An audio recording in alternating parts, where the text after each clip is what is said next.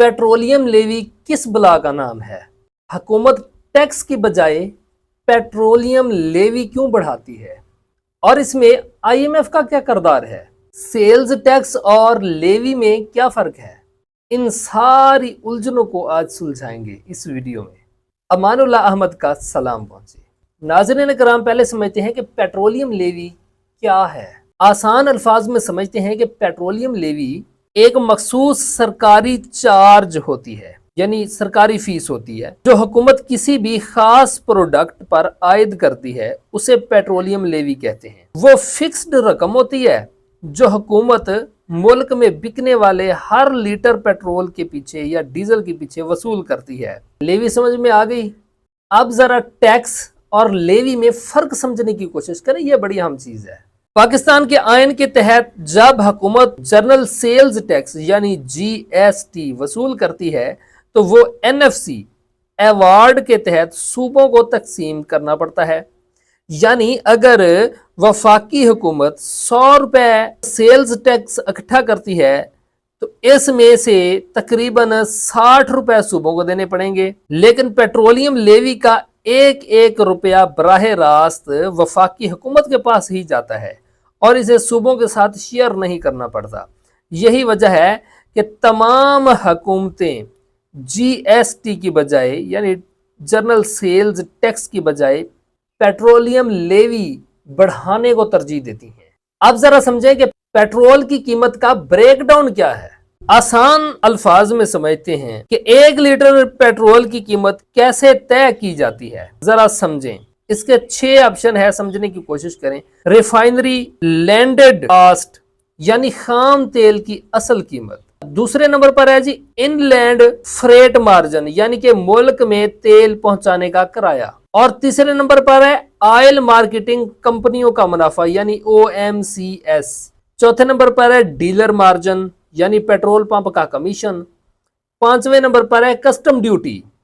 6वें number पर है petroleum levy यानी हुकूमत का अपना टैक्स। अगर पेट्रोल की बुनियादी कीमत 180 रुपए हो तो इसमें 60 रुपए से 70 रुपए सिर्फ पेट्रोलियम लेवी और दीगर टैक्स शामिल होकर कीमत को 280 रुपए तक बढ़ा देते हैं। यानी आप सिर्फ पेट्रोल का पैसा नहीं दे रहे होते बल्कि हुकूमत का खसारा भी पूरा कर रहे होते हैं। अब जरा समझे कि आईएमएफ का क्या किरदार है पेट्रोलियम लेवी के अंदर। पेट्रोलियम लेवी इतनी क्यों बढ़ाई गई?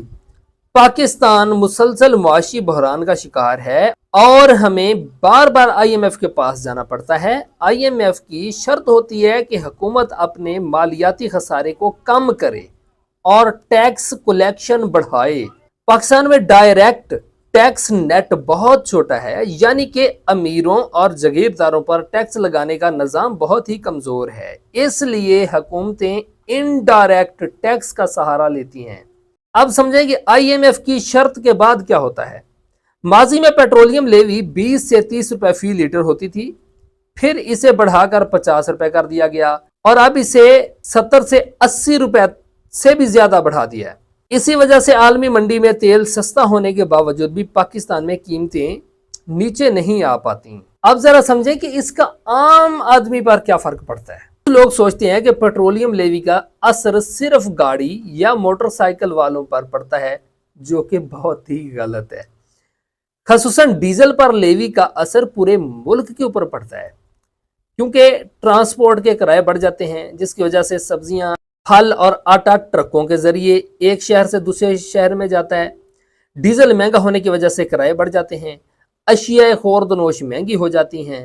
ज़राअत के ऊपर भी पड़ता है जी इसका असर, क्योंकि किसान ट्यूब वेल और ट्रैक्टर के लिए डीजल इस्तेमाल करते हैं, जिससे फसल की पैदावारी लागत बढ़ जाती है। सनतों के ऊपर भी पड़ता है, क्योंकि बिजली और ईंधन महंगा होने की वजह से कारखानों की मसनूआत महंगी हो जाती हैं।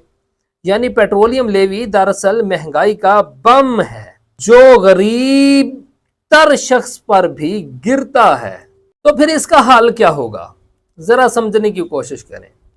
मुआशी माहिरीन के मुताबिक हुकूमत के पास ये रास्ते मौजूद होते हैं, यानी कि नंबर 1, बड़े जागीरदारों رائل اسٹیٹ اور بڑے تاجروں پر ڈائریکٹ ٹیکس ان سے ٹیکس وصول کیا جائے ڈنڈے کے زور پر، ریاستی حکم پر۔ کیسے نہیں دیں گے یہ بڑے لوگ، کیسے نہیں دیں گے یہ جگیردار؟ حکومت اگر اپنے مراعات، ذاتی مراعات ختم کرے تو بہت سارا فائدہ ہو سکتا ہے ملک و قوم کا۔ تیسرے نمبر پر ہے جی ٹیکس کا ایسا فریم ورک بنایا جائے جو عوام کے لیے بوجھ نہ بنے۔ پیٹرولیم لیوی حکومت کا شارٹ کٹ تو ہے، لیکن یہ عوام کی قوت خرید کو تباہ کر رہا ہے۔ آپ اس کے بارے میں اپنی کیا رائے دیں گے؟ کیا میں نے درست تجزیہ کیا؟ آپ اس میں اپنی رائے کیا شامل کریں گے؟ کیا یہ واقعی نظام درست ہو سکتا ہے؟